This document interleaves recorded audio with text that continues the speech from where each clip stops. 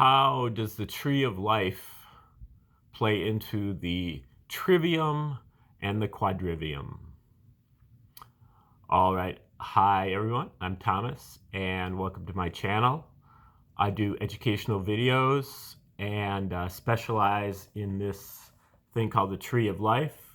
And the tree has 10 different circles, or what they call spheres, Sephiro.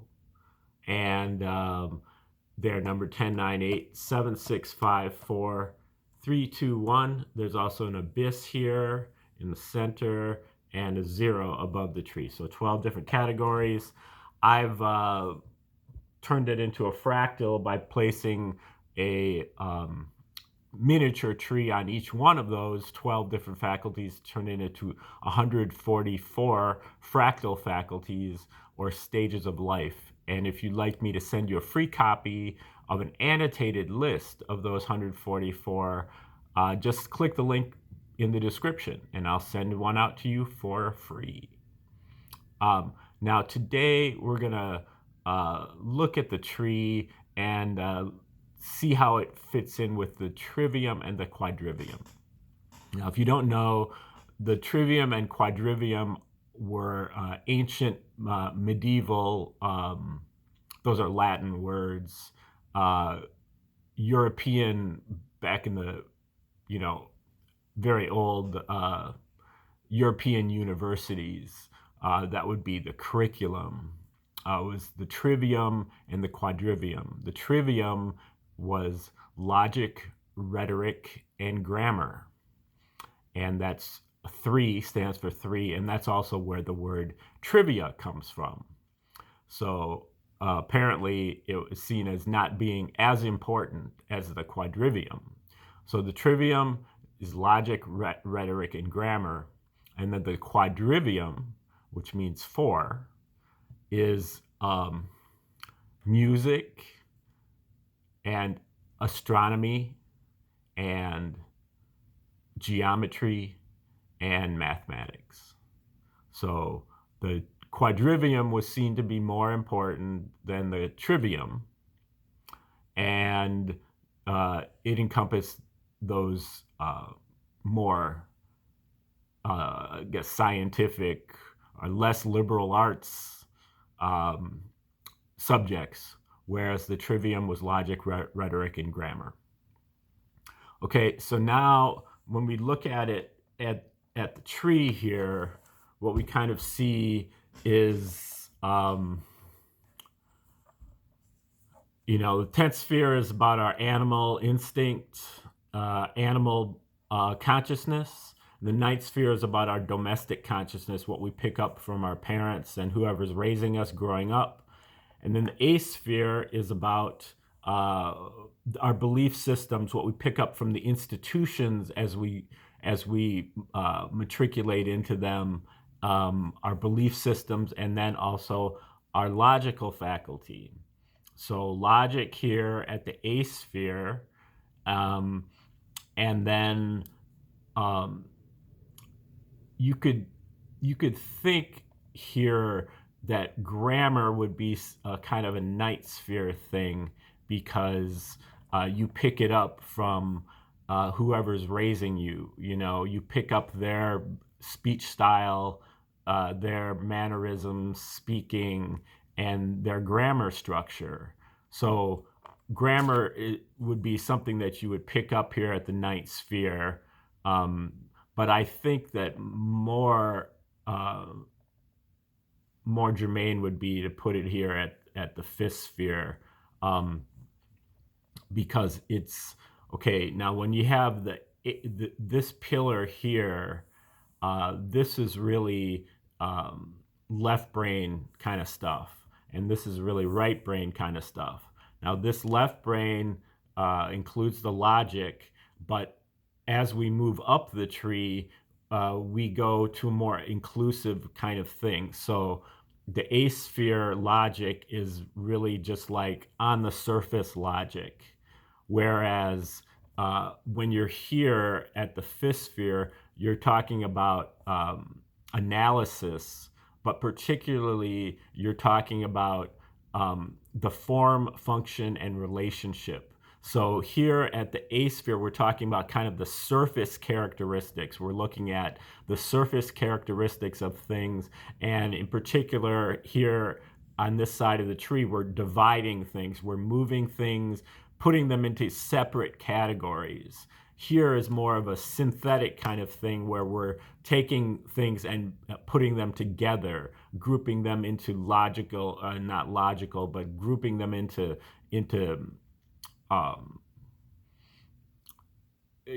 into areas that they should be in. So we're putting things together in the seventh sphere, whereas at the eighth sphere, we're taking them apart. And the same thing happens up here, but we do it here in terms of form, function, and relationship. So we're doing it according to the inner aspects of the thing instead of the external characteristics of the thing. So when you're talking about language, you're putting together sentences and paragraphs and books. The grammar is really a more of an internal structure. It's something that you're putting together, or you're breaking it apart. You're taking sentences and you're breaking them apart into their noun, verb, adjective, adverb, preposition kind of thing. But it's so you're basing it more on the internal characteristics of the form and the function of the thing and the interrelationship between things. So I would think that grammar would be more of a fifth sphere thing. When we talk about rhetoric, rhetoric I would say is maybe like a seventh sphere thing, because it's creativity. You're using the kind of the tools that you have with the grammar and the logic, but you're weaving them together, and you're using things like similes and metaphors and other things that evoke images, which, this side of the tree is about images. And so, when you're a successful rhetorician is somebody who can state their point clearly, and they often do that by evoking images in their language so that they can get people to kind of visualize things. So rhetoric, I would say, would be both here and here, but especially a seventh sphere kind of thing. And maybe in some sense of a fourth sphere thing, in case of maybe like some very high poetry or something like that. Now, so that's the trivium: logic, rhetoric, and grammar. Now, when we're talking about the quadrivium, we have music, we have astronomy, we have geometry, and we have mathematics. But not only that, but we have the kind of the occult versions of all of those things, or the sacred versions of all those things, which would be sacred music and astrology and sacred geometry, and then what I would call, quantum arithmetic, where you're dealing with only whole numbers, and you're dealing usually with, you could say numerology to a certain extent as well, where you're dealing with really just the numbers 0 through 9, kind of like the tree. But here on the tree, I think what we have here is we have music along with sacred music here at the third sphere, where we're talking about omnipotence, and we're talking about synchronization of sound. So the music fits in at the third sphere.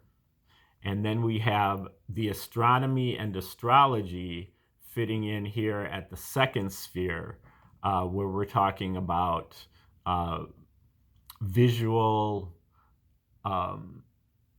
wisdom. And so, by understanding and seeing where all the stars are and how they fit with each other and what their cycles are, we're able to tap into all the signs. The stars are for signs. And so that's part of our wisdom faculty, is being able to predict the future, being able to, be an oracle. So these are second sphere kind of things, and I would think that that would be where the both the astronomy and the astrology at their highest levels. I mean, like, we're talking about true astronomy and true astrology, what they would be if they were completely real. I'm sure that there's a lot of charlatans out there that do both astronomy and astrology, especially like, the NASA people or whatever, where they're kind of just making stuff up and they're trying to get grants, $1 billion grants to build a super collider machine or whatever. That's not what I'm talking about. But we're talking about, the true astronomy, if any, and then astrology. What are those things truly? So that would be kind of a second sphere thing. The first sphere thing I would say would be geometry and sacred geometry. And this is the first sphere. You can consider it as being like the first ether. So this is what underlies everything. And, you find when you break it down and you go all the way down to the microscopic level, there's a certain structure. All the atoms, when they join together, they have a certain structure.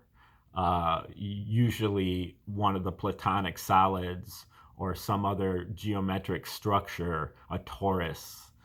These things are, they're kind of implicit in the universe.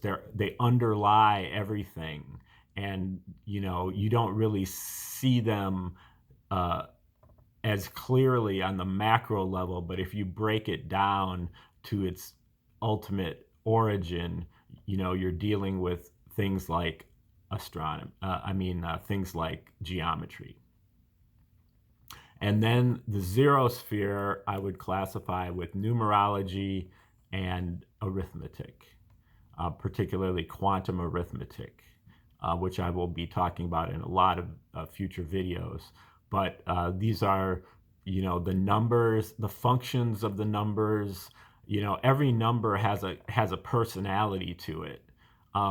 We tend to think of numbers more in a kind of a neutral sense. It's all math and you multiply numbers together. But pretty much, everybody has like a favorite number.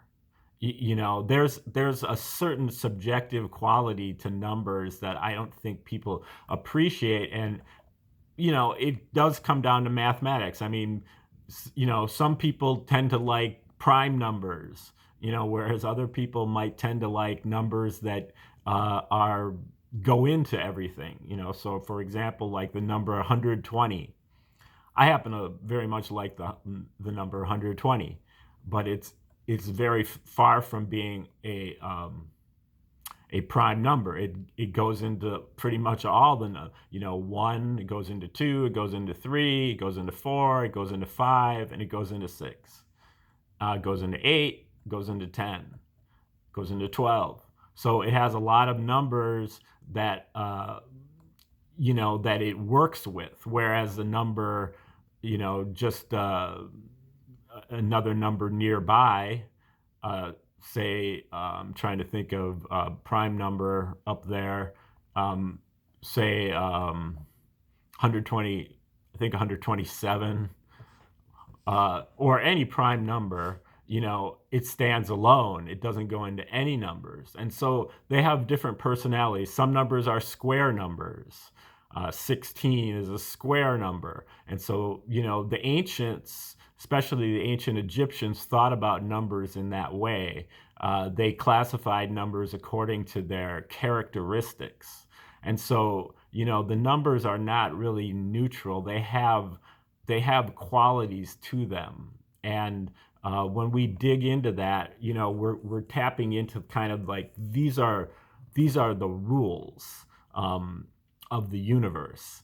And that is, I think, a big part of the zero sphere. Is it precedes the universe in terms of the zero is really the part of the one, the all, that we are not really privy to. So it's the part of the universe that the creator reserves for itself. And for us, it's somewhat of a mystery. We never can actually, figure out where all these things came from. And to me, I think it's actually quite useful to think of a religion that way, that the gods, so to speak, or God is really math and geometry. And that, if you want to break it down into deities, the deities are the numbers, and the deities are the geometrical shapes, because these things are perfect, and they are always right, you know. So that's kind of how I see the trivium and the quadrivium. Logic, rhetoric, and grammar, they're lower on the tree because they are trivial compared to the quadrivium, which is, music, astronomy, geometry, and mathematics. These are where the higher aspects of our existence lie, even though they're much more difficult to uncover and to figure out. And that was the basis for the scholastics back in the medieval times in Europe. And I